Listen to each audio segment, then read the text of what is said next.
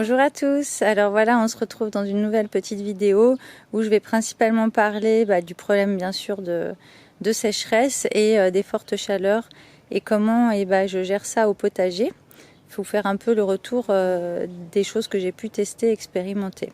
C'est parti! Donc comme vous pouvez voir au premier coup d'œil comme ça, le jardin est quand même assez vert, assez luxuriant. Donc comme toutes les autres années, j'utilise à l'année du paillage. Donc le sol n'est jamais nu.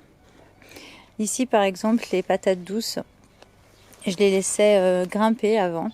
Donc je les faisais grimper pour gagner de la place. Et cette année, je me suis vite rendu compte qu'elles grillaient complètement au soleil. Donc cette année, elles sont sur le sol. Donc ça prend un peu plus de place, mais elles ne vont pas en hauteur et elles ont moins de problèmes de brûlure en fait. J'ai même un petit choucal ici derrière une courgette, ça c'est un choucal spontané. Bon, bien sûr j'ai remarqué aussi que tout ce que je laissais en place résiste bien mieux que les choses que j'essaye de repiquer, de déplacer. Donc un maximum laisser la nature faire, et si vous avez des plants spontanés, les laisser en place. Ça va être le cas. Là j'ai une petite blette, bon elle se fait manger par les oiseaux parce qu'ils ont soif. Mais à un moment donné quand j'enlèverai un peu la roquette quand même autour, celle-là, elle va bien prospérer par rapport à d'autres que j'ai pu repiquer et qui sont mortes en fait. Donc en gros, je privilégie vraiment du paillage tout le temps à l'année et des semis spontanés qui vont être plus vigoureux puisqu'ils ont choisi de pousser là et que pour eux, ce sont de bonnes conditions, j'imagine. Je vais aussi essayer de travailler sur plusieurs hauteurs. Donc cette année, j'ai pas eu le temps malheureusement de trop être au potager, mais les autres années, je mets beaucoup de tournesol. Vous pouvez également mettre du maïs, ça va servir déjà de tuteur par exemple à certaines plantes, d'ombrage à d'autres qui vont pouvoir être en dessous. Et ici cette année, ce que j'ai eu, c'est ce pied de vigne, je vous en ai déjà parlé, qui est un seul pied de vigne qui court vraiment, qui va vraiment loin. Alors je peux plus filmer, mais il va jusqu'au poulailler qui est derrière, on voit plus, et il monte sur la structure ici. Et en fait, je l'ai laissé monter sur la structure. Alors j'avoue qu'il a un peu mis en péril la solidité de ma structure en bambou que j'avais fait à la base pour faire monter des tomates et des concombres. Et au final, j'ai renforcé juste avec des anciens tuteurs à tunnel à tomate. Je ne sais pas si vous voyez là un peu en vert. Tuteur métallique, j'en ai mis 3. Et ça a permis de sauver un peu la structure. Et là, vous pouvez voir le raisin, donc qui est quand même assez joli pour cette période où vraiment, honnêtement, on manque vraiment d'eau et surtout il fait très très chaud. Et ce raisin donc va faire de l'ombre à la courgette par exemple qui est en dessous et qui pousse vraiment très bien du coup. Et pareil, j'ai laissé beaucoup de roquettes, donc ça permet à la courgette de se poser sur la roquette. Et j'ai pas le contact forcément avec le sol qui parfois fait un peu pourrir ou qui abîme un petit peu les feuilles. Donc là c'est pas mal aussi. J'essaie de vous montrer sans tomber parce que là j'arrive plus à marcher vraiment normalement dans le potager.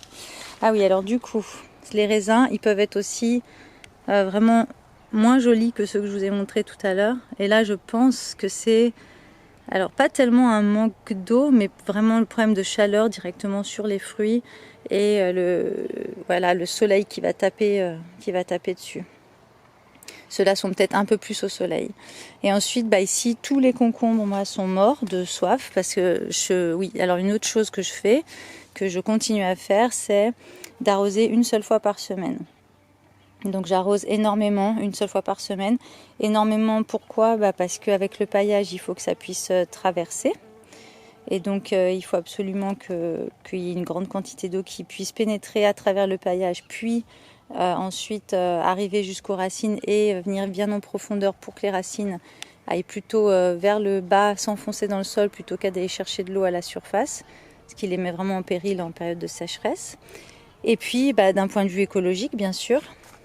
Et en fait, voilà, je vais récupérer l'eau de pluie dans une grande cuve qui fait 6000 litres. Et pour l'instant, depuis plusieurs années, je n'ai jamais eu à arroser avec l'eau du robinet. Et bon, c'est un parti pris. J'ai moins de production que quelqu'un qui arroserait beaucoup plus, je pense, j'imagine. Mais voilà, c'est un parti pris, c'est un principe que je me suis donné. Et j'arrose bien sûr ce qui est en la serre et les semis que je viens de faire, bien sûr, je les arrose beaucoup plus régulièrement. Donc je reviens en arrière. Donc quand je sors la pompe et tout ça pour pouvoir arroser le jardin, j'en profite pour remplir les 2 bacs que j'ai là, qui sont en fait des bacs de récupération d'eau de la serre. Comme ça, si vous voulez, à l'arrosoir, j'ai quand même à disposition ces 2 bacs pleins déjà. Là, en fait, je vais vous montrer, il est 7h30. Donc pour rappel, on est en Haute-Savoie et on est le 4 août. Et je vais vous montrer après dans la journée comment évoluent ces plants, comment ils souffrent en fait de la chaleur ou pas. Là, des petits choucals que j'ai semés directement. Donc là, voilà, quand je sème, évidemment, j'enlève un peu de paillage, sinon ça peut pas lever. Hein. Et puis la serre, donc qui va bien, mais que j'arrose clairement tous les jours. Voilà, je ne vais pas vous faire le tour, vous l'avez déjà vu plusieurs fois. Si je vais juste vous montrer, c'est les petits basilics que j'avais, pour ceux qui ont suivi les vidéos d'avant, petits basilics que j'avais bouturés.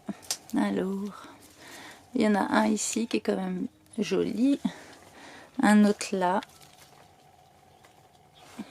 Donc pour résumer, je garde du paillage à l'année, j'essaye de cultiver sur plusieurs plants pour que certaines plantes fassent de l'ombre aux autres. J'arrose toujours qu'une seule fois par semaine, sauf vraiment nécessité cas extrême sur des petits plants où par exemple j'ai un kiwi là-bas qui souffre vraiment trop, donc lui je l'arrose, je vois qu'il est en train de mourir, je vais pas quand même le laisser mourir. Et je vais utiliser des cagettes, tout ça je vous avais déjà dit. Là par exemple j'ai un petit persil, celui que j'ai mis dans la serre, donc ça c'est des semis que j'ai fait il y a quelques temps. Il est mort, hein, il a grillé total. Et puis la nouveauté cette année, ça va être de mettre des draps. Alors, c'est pas très esthétique, je vous l'accorde. J'ai pris ce que j'avais de récup, ils sont un peu déchirés, c'est des choses qu'on gardait plutôt pour des travaux, de la peinture à la base.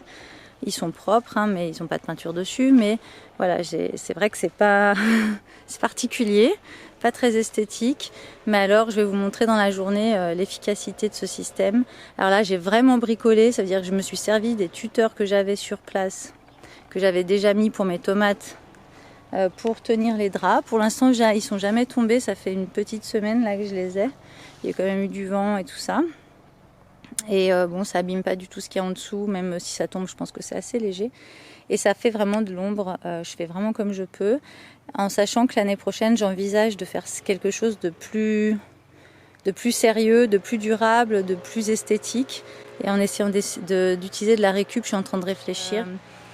Tout ce qui est un peu ombragé va mieux pousser que par exemple là, les tomates qui sont en plein cagnard. Et en plus, voilà, elles tombent, elles ont aussi le cul noir, ça s'appelle. Et ça, c'est aussi un problème, je pense, d'irrégularité d'arrosage. Et voilà, donc si vous voulez, là, j'ai une petite aubergine, mais vous voyez, la taille du plant est minuscule. Là, les poivrons sur ce pied-là, j'en ai déjà enlevé plusieurs qui étaient en train de rougir, mais qui étaient complètement aussi tachés par endroits. Et ça, je pense vraiment, c'est le coup de soleil. Problème d'irrégularité d'arrosage. Là, on a vraiment quand même des beaux fruits, hein. Ils sont magnifiques, des belles tomates. Et ça, je pense que c'est aussi grâce à cette ombre que j'ai pu faire depuis quelques temps. Là, je pensais que tout allait mourir, honnêtement. C'était vraiment en journée, ça ressemblait, je vais vous montrer plus tard, mais ça ressemblait vraiment à rien. Ouais, les tomates qui se font un peu manger aussi. Voilà, donc ça c'est ou les oiseaux ou des rongeurs, hein, ils ont le droit aussi de se servir. Ils ont soif aussi, même si je laisse toujours un peu d'eau avec un petit bâton pour les abeilles. Ils ont quand même soif et ils préfèrent peut-être les tomates. Voilà, j'en ai vraiment des jolies tomates ici. Et là, donc c'est la courgette qui m'a donné énormément de courgettes en début de saison, courgettes jaunes. Et après, les fleurs tombaient, séchaient, enfin vraiment dû à la chaleur. Et je me suis dit, bon, il va falloir trouver une petite solution quand même. Et là, j'ai une autre courge. Voilà, ce genre de courge. Si vous savez ce que c'est, je suis preneuse. Et là, voilà, la lasagne, j'avais vraiment un problème de trop de chaud, de trop de sécheresse. Malgré tout, c'est quand même compliqué de la garder humide. Donc, ça fait également de l'ombre ici aux haricots que j'avais un peu ressemé en deuxième partie. Mon deuxième semis de haricots. Là, voilà, par exemple, j'ai une pastèque. Et j'avais une pastèque. Voilà, elle est là. Et voilà, elle a complètement cramé. En fait, le plant est vivant, mais sa tige à elle a cramé. j'étais un petit peu déçue. Mais bon, voilà. Donc là, je me suis dit, il faut que je trouve une solution. Les courgettes, vous voyez, elles sont pas du tout jolies. Ça, quand elles sont comme ça, c'est vraiment un manque de... Enfin, elles souffrent, quoi. Donc, elles ont la peau très épaisse. Ça, c'est un plant qui était très, très joli aussi au départ, en début de saison. Et là, vous voyez, ça commence à redonner un peu des fruits un peu partout, je pense, grâce à cet ombrage. Mais en gros, c'est pareil. Hein, j'ai enfoncé deux anciens tuteurs à tomates. Je peux pas vraiment vous montrer, mais je pense que vous avez compris le principe et j'ai posé un drap dessus.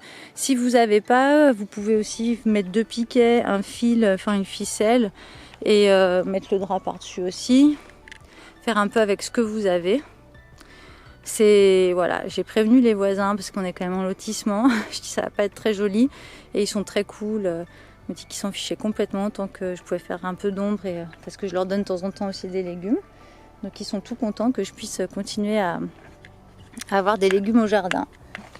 Donc essayez de faire de l'ombre, ça va être notre challenge je pense pour les futures années. Alors cette première partie va être terminée.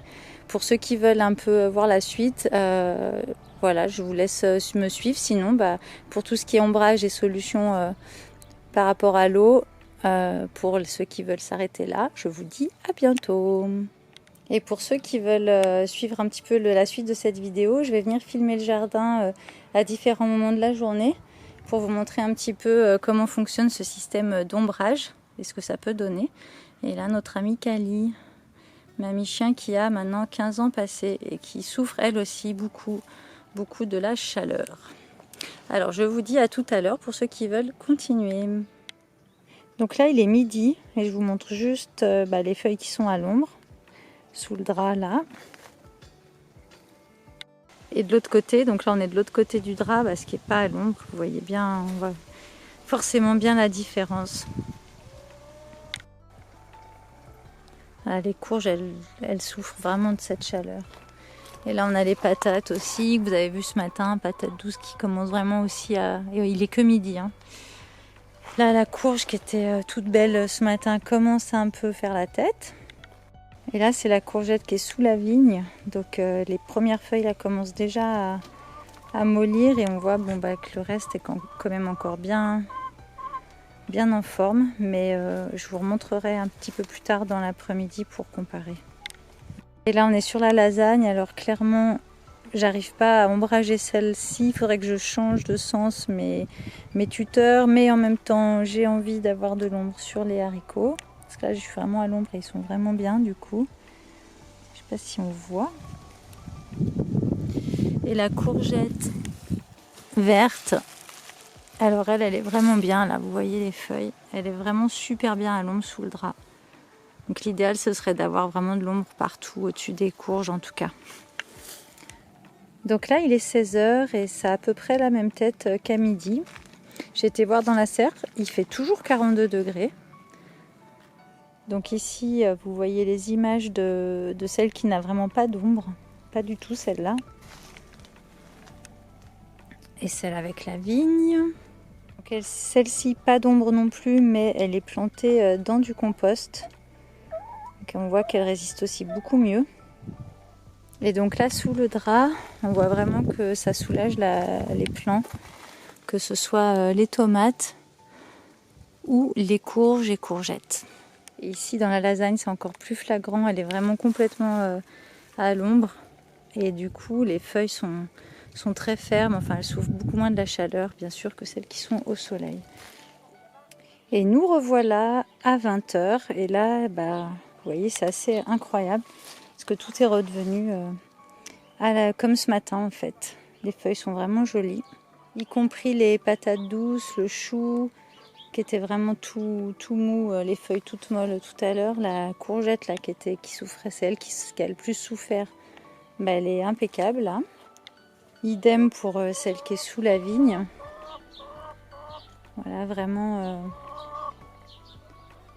belle. Et là sous le drap, évidemment c'est tout joli. Et la tomate a continué à se faire grignoter.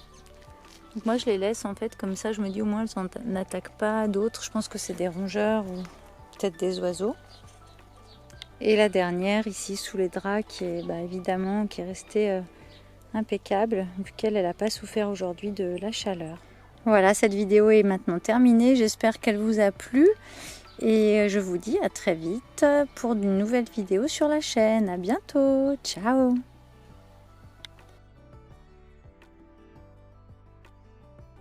Pour ceux qui sont encore là, j'avais fait des petites boutures. Ça a été une catastrophe.